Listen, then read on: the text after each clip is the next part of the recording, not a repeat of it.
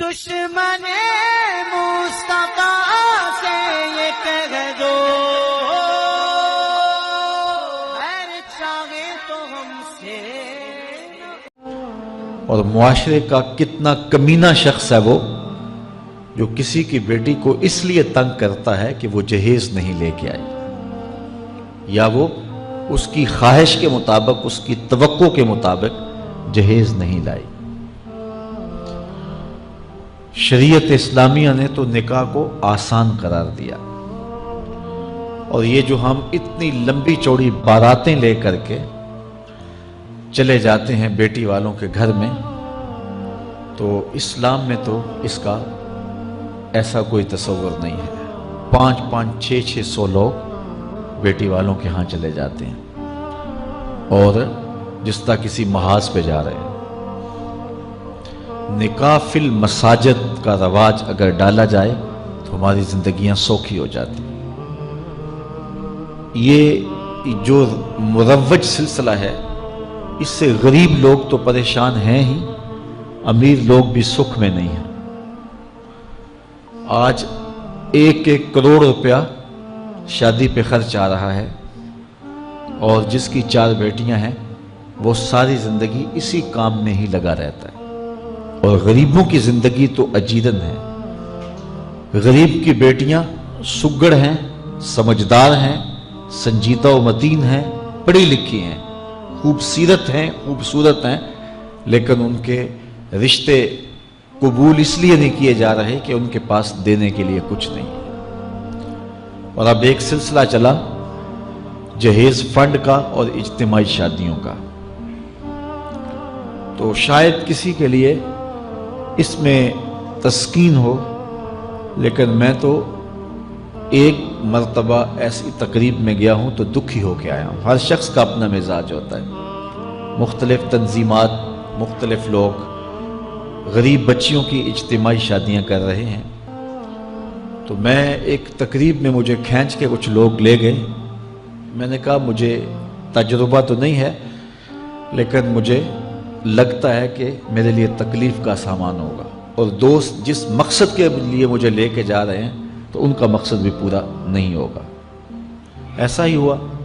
ایک ہال میں 15 سے 20 بچیاں تھیں، اور دوسری جانب 15 سے 20 بچے تھے، اور ان کے مہمان، ان کا ہجوم تھا، اور اسٹیج کے اوپر جو کرسیاں لگی تھیں ان پر مخیر حضرات بیٹھے ہوئے تھے جنہوں نے سرمایہ لگایا اور جہیز فنڈ دیا، اور تنظیم کے لوگ آ کے اپنی کارکردگی بیان کر رہے تھے. تو آخر میں انہوں نے مجھے کہا کہ ہم آپ سے کچھ سننا چاہتے ہیں. تو میں نے بیٹھے بیٹھے کہا کہ میں دعا کر دیتا ہوں، لیکن ان کا اسرار بڑا.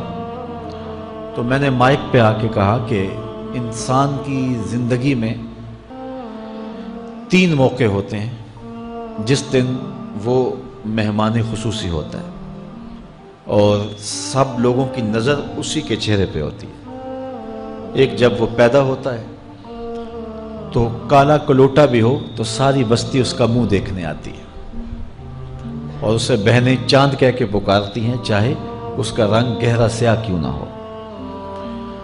دوسرا موقع انسان پر اس وقت آتا ہے جب وہ دولہا بنتا ہے، تو سارے لوگ اسی کو دیکھتے ہیں، اور وہ نگاہوں کا مرکز ہوتا ہے، اور چیف گیسٹ وہی ہوتا ہے. اور تیسرا وقت اس کے اوپر تب آتا ہے جب وہ چٹا لٹھے کا لباس پہنتا ہے، تو سارا شہر اس کا منہ دیکھنے آتا ہے. تو میں نے کہا ان غریب لوگوں سے آج تم نے یہ حق بھی چھین لیا. آج مخیر حضرات کو اوپر بٹھایا اور ان کو نیچے بٹھایا ہوا ہے، اس لیے کہ یہ غریب ہیں، اور کسی کے چہرے کے اوپر میں نے کہا خوشی کے آثار نہیں نظر آ رہے، اداسیاں ہیں، اور اتنے لوگوں کو ان کی غربت کا گواہ بنا رہے. ایک دم سکوت طاری ہو گیا حال پر، چونکہ مجھ سے وہ کچھ ایسی باتیں سننا چاہ رہے تھے جس سے ان کو داد ملتی.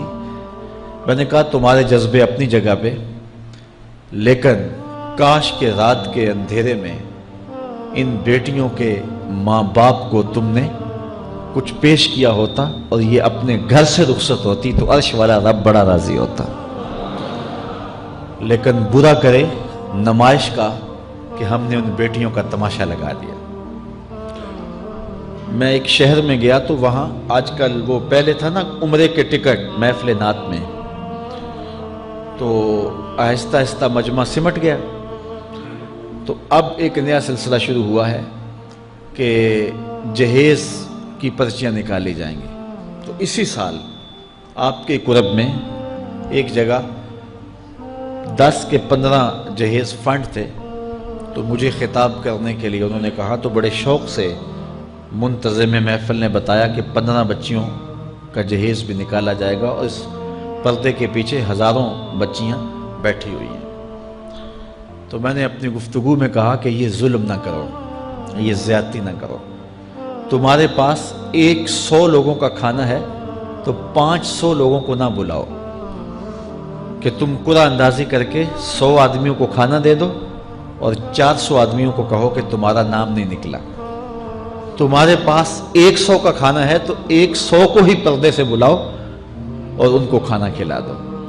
میں نے کہا 10,000 بیٹیاں اس پردے کے پیچھے بیٹھی ہیں آپ کے بقول، اور آپ ان میں سے چند کو قرعہ اندازی کے ذریعے جہیز فنڈ دے رہے ہیں۔ ہر پرچی پہ 10,000 بیٹی کا دل دھڑکے گا کہ شاید میرے مقدر جاگ پڑے اور غموں کی سیاہ رات ختم ہو گئی، لیکن جب آخری پرچی کے بعد اعلان کیا جائے گا کہ قرعہ اندازی مکمل ہو گئی، تو کتنی بیٹیاں گھروں میں جب واپس جا رہی ہوں گی تو تم نہیں جانتے ان کے قدم کتنے بوجھل ہوں گے، اور رسول اللہ کا میلاد ہو اور بیٹیاں آنسو بہاتی ہوئی جائیں۔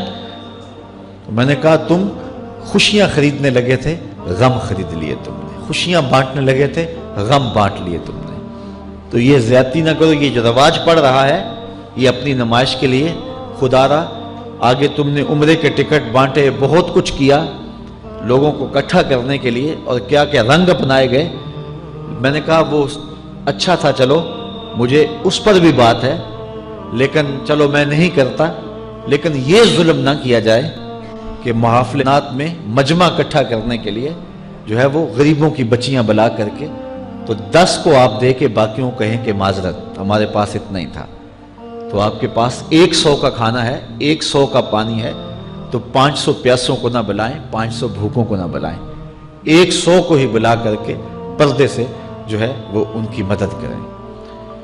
تو میں یہ کہتا ہوں کہ ہم جہیز فنڈ دینے کی بجائے، یہ جب تک یہ حالات ختم نہیں ہوتے، ہمیں خفیہ طور پہ یہ بھی کرنا چاہیے، لیکن ساری قوم ادھر لگ گئی ہے، تو اس کی بجائے ہمارے علماء کو، ذمہ دار کو، یہ مختلف چینلز کے اوپر یہ جو ٹاکنگ ہوتی ہے اس پہ گفتگو ہونی چاہیے کہ اس رسم کو ختم کیا جائے اور معاشرے کی تربیت کی جائے کہ بیٹیوں کا رشتہ اس لیے قبول کیا جائے کہ وہ دیندار ہیں، وہ پردے دار ہیں، وہ سگڑ ہیں، وہ پڑھی لکھی ہیں اور ان کے اخلاق اچھے ہیں، یہ معیار بنایا جائے، دولت کو معیار نہ بنایا جائے۔ اس طرح معاشرے پس جائیں گے اور معاشرے کے پلے کچھ بھی نہیں بچے گا۔ اور آج اندازہ نہیں ہے ہم کو کہ جس کی بیٹیاں گھر کی دہلیز پہ جوان ہے اس کی زندگی کتنی کٹھن گزر رہی ہے۔ کوٹھے تے چڑھ ویخ فریدا تے گھر کر بلدی اگ، میں جاتا دل دکھی میرا پر دکھی سارا جگ۔ تو پورا معاشرہ اس وقت اس اذیت سے، اس کڑن سے گزر رہا ہے کہ بیٹیاں جوان ہیں اور رشتے نہیں مل رہے، اور پھر اگر رشتے مل رہے ہیں تو بیٹے والوں کے نخرے ہی بڑے عجیب ہیں، اور پھر جس طرح وہ بیٹیوں کو، غریبوں کی بیٹیوں کو لونڈیاں بنا کے اپنے گھروں میں رکھتے ہیں، تو یہ ایک الگ درد کی اور دکھ کی کہانی ہے۔ ہم غلامان احمد رضا ہے،